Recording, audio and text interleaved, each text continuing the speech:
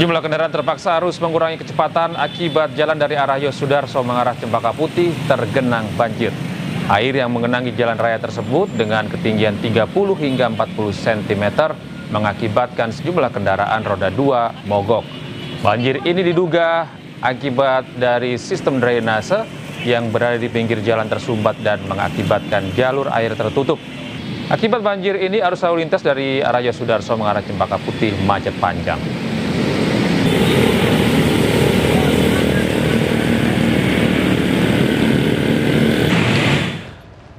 Pemirsa, Kejaksaan Agung menetapkan 4 mantan anak buah Nadiem Makarim menjadi tersangka dalam kasus pengadaan laptop dengan anggaran 9,3 triliun rupiah. Salah satu tersangka belum bisa ditahan dan ditetapkan sebagai DPO Kejagung. Meski telah ditetapkan sebagai tersangka, penahanan terhadap Yuristan belum bisa dilakukan karena Yuris berada di luar negeri. Meski demikian, Kejagung sudah memasukkan nama Yuristan, mantan staf sus Nadiem Makarim tersebut dalam daftar pencarian orang atau buronan Kejaksaan Agung.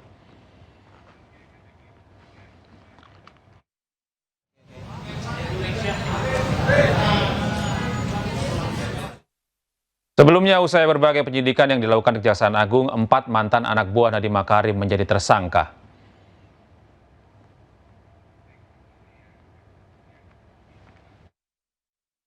Sampai saat ini kita sedang memastikan keberadaan yang bersangkutan, posisinya di mana. Nanti kita koordinasi dengan negara-negara tetangga atau negara yang dianggap terdeteksi ada keberadaan yang bersangkutan.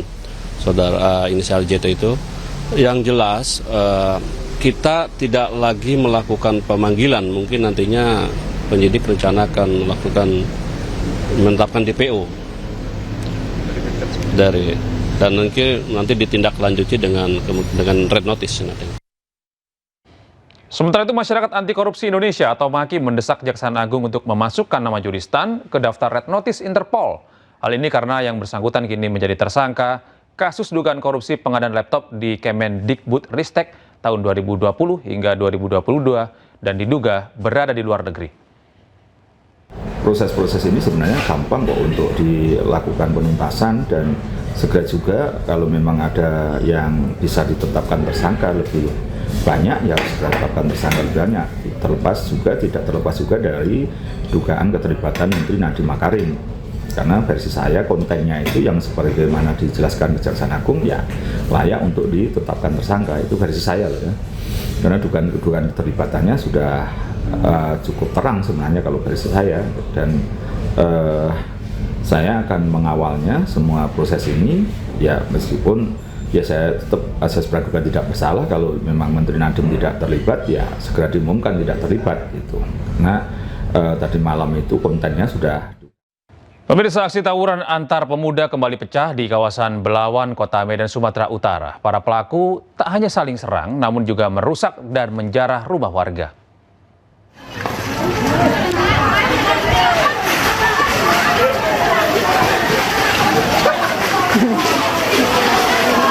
Aksi tawuran antar pemuda kembali terjadi di kawasan Pajak Baru, Kelurahan Belawan Bahagia, Kecamatan Medan Belawan, Kota Medan. Kedua kelompok pemuda ini, yakni pemuda kawasan Jalan Belanak dengan pemuda kawasan Jalan Bawal, saling serang dengan lemparan batu, senjata tajam hingga panah. Diduga tawuran terjadi akibat dendam lama yang tak kunjung usai. Mirisnya, tawuran antar pemuda ini terjadi saat kawasan tersebut tengah dilanda banjir rob atau air pasang laut yang meluap hingga ke daratan. Bahkan tawuran terjadi dari malam hari berlanjut ke sore hari. Selain menghancurkan rumah warga, salah satu kelompok pemuda juga melakukan penjarahan di 2 rumah warga hingga pemilik rumah memilih mengungsi. Bukan balap liar ya? Ini aksi tawuran sudah berlangsung bertahun-tahun tanpa ada titik penyelesaiannya. Sementara saya di hari Minggu kemarin di warung bapak saya dirusak dan dijarah, disuruh bikin laporan. Saya sebagai warga negara mendampingi orang tua saya untuk bikin laporan di kepolisian di Polres Pelabuhan Belawan. Masyarakat yang menjadi korban tawuran memohon kepada petugas keamanan, kepolisian Polres Pelabuhan Belawan, Polda Sumut, dan pemerintah Kota Medan untuk menangkap pelaku tawuran karena laporan sudah berulang kali dibuat oleh warga, namun hingga saat ini belum ada tindakan lanjut yang tegas. Dari Medan, Sumatera Utara, Yuda Bahar, iNews melaporkan. Penangkapan pelaku penganiayaan purnawirawan Polri di Kabupaten Luwu, Sulawesi Selatan berjalan dramatis. Selain membekali diri dengan senjata tajam, pelaku bahkan nekat melepas tembakan ke arah warga dan polisi.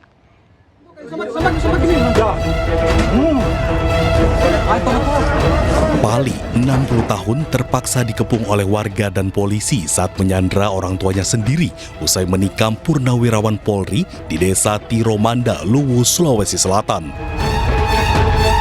Proses penangkapan berjalan dramatis.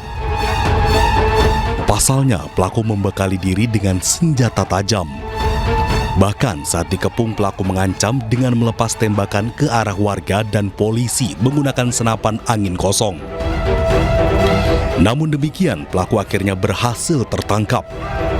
Sementara korban yang mendapat luka tikam di kepala dan perut menjalani perawatan medis di rumah sakit. Pelaku sementara memegang parang, tombak, serta memiliki senapan angin, di mana pada saat proses penangkapan sesekali pelaku ini melepaskan tembakan, namun kosong, tembakan senapan anginnya itu kosong. Kemudian dilakukan negosiasi, terus berlanjut. Sebelumnya, kasus bermula saat pelaku sedang mengamuk dan mengejar warga dengan senjata tajam. Korban yang hendak menenangkan justru menjadi sasaran pelaku. Usai menikam korban, pelaku bersembunyi di atas rumah miliknya sambil menyandra orang tuanya. Saat ini, polisi masih terus mendalami kasus tersebut termasuk memastikan kondisi kejiwaan pelaku. Dari Kota Palopo, Sulawesi Selatan, Nasruddin Rubak, iNews melaporkan.